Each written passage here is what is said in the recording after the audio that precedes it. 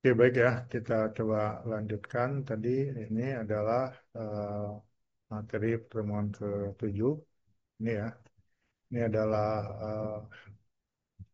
ini yang akan dijadikan nanti untuk teman-teman bisa menjadikan bahan untuk tes pada hari Rabu besok ya. Ini ada permasalahan tentang sistem informasi, konsep perencanaan strategis, evaluasi sistem informasi dari waktu ke waktu, peranan SI, TI dalam organisasi, konsep dasar manajemen, pengantar PSSI, organisasi sistem informasi dan teknologi informasi, peranan lingkup pekerjaan dan wewenang CEO, Chief Information Officer, pengantar perumusan strategi, overview framework pengembangan strategi, SWOT, dan Porters Community Force. Scorecard dan strategi map project. Nah, ini adalah permasalahan yang pertemuan kita yaitu dari pertemuan pertama dengan sampai dengan pertemuan ke-7 hari ini ya. Mana nanti pada saat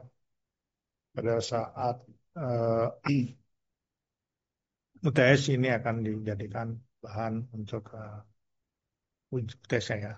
Nah, ini adalah permasalahan utamanya dalam simulasi itu apa? Ada ketidaksesuaian sistem informasi dengan strategi bisnis, integrasi sistem yang lemah, kualitas data yang buruk ya. Jadi keamanan dan privasi informasi, kurangnya dukungan manajemen dan SDM/TI.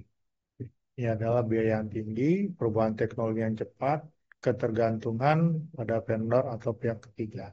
Resistensi dan pengguna user, kurangnya evaluasi dan pemantauan ya.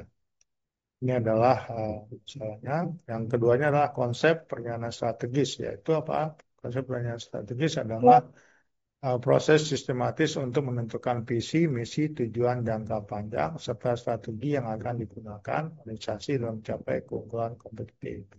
Ya, ini adalah ada bagaimana tujuannya adalah menentukan arah dan prioritas organisasi, mengantisipasi perubahan lingkungan, mengalokasikan sumber daya secara optimal, meningkatkan efektivitas dan efisiensi organisasi, menjamin keperluan dan daya saing jangka panjang. Oke, elemen utamanya adalah merencanakan pilihan strategis, ada visi, misi, analisis lingkungan, penetapan tujuan strategis, dan penyusunan strategi. Oke, di sini ada juga yang ketiganya adalah apa? Ketiganya adalah tentang evolusi dari sistem informasi dari waktu ke waktu ya. Dari era komunikasi awal itu tahun 50-an dan 60-an itu adalah sistem pemrosesan data, yaitu otomatisasi pada proses administratif ya. Ini fokusnya tahun 70-an yaitu sistem informasi manajemen. Tahun 80-an yaitu pada era sistem untuk pengambilan keputusan. Tahun 90-an adalah enterprise atau ERP. Tahun 2000-an adalah fokus ke internet dan bisnis. Tahun 2010 adalah ke cloud. Tahun 2020 sampai sekarang adalah kecerdasan buatan atau transformasi digital. Yang poin keempatnya apa? Peranan sistemasi TI dalam organisasi ya. Ini seperti ini. Oke.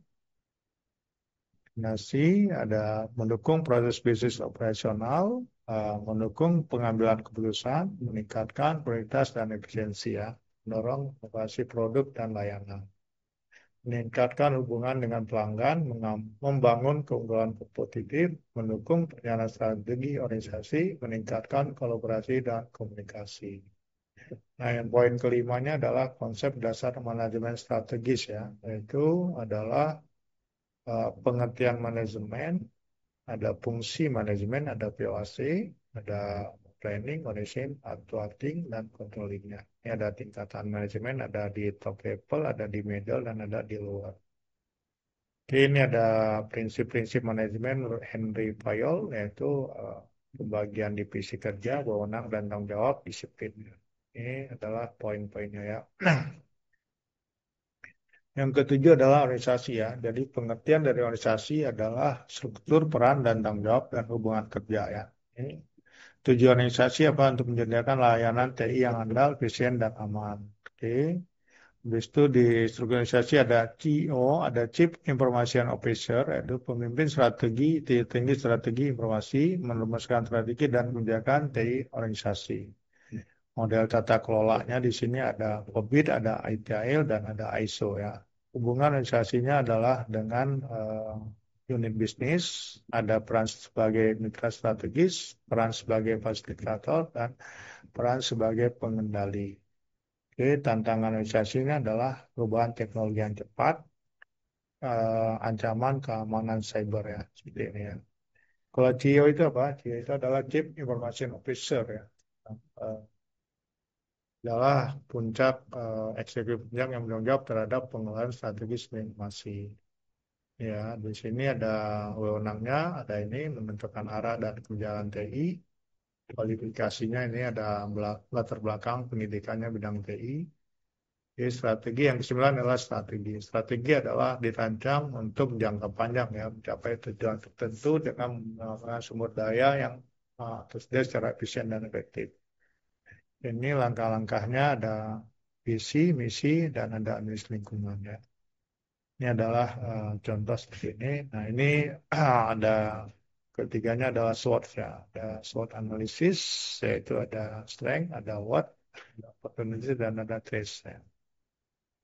Ini adalah contoh yang ke-12-nya adalah BSC ya, Balance Scorecard dan Strategi Map, yaitu adalah kalau Balance Scorecard itu adalah kerangka kerja manajemen strategis yang digunakan untuk menerjemahkan visi dan misi. Tujuannya adalah menyelaraskan kegiatan misi dengan visi dan strategi. Oke, ya kalau struktur mapnya adalah ini ya, untuk memberikan perspektif utama kegiatan pembelajaran, setelah itu efektif keuangan dan eh, hubungan sebab akibat. Nah ini adalah contohnya analisis base dan nanti terakhir adalah ada project ya. Ini contoh projectnya. Nanti teman-teman silakan buat untuk proses pembuatan projectnya ya. Ini ada project tentang nanti akan dibikin sebagai nilai untuk diarahkan membuat puas. Oke, sekian ya dari Pak. Silakan. Nah, ini materinya ini. Silakan ya. Kan kalau ada pertanyaan silakan. Oke. Oke, sekian ya.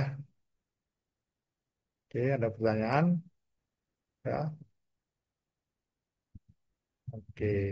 Ya ini kalau misalkan waktunya jamnya habis, berarti kita sudah selesai ya semuanya.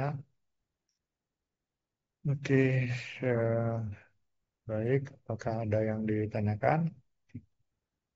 Oke ya, ini itulah materi hari ini. Silakan kita tutup ya. Terima kasih. Wassalamualaikum warahmatullahi wabarakatuh.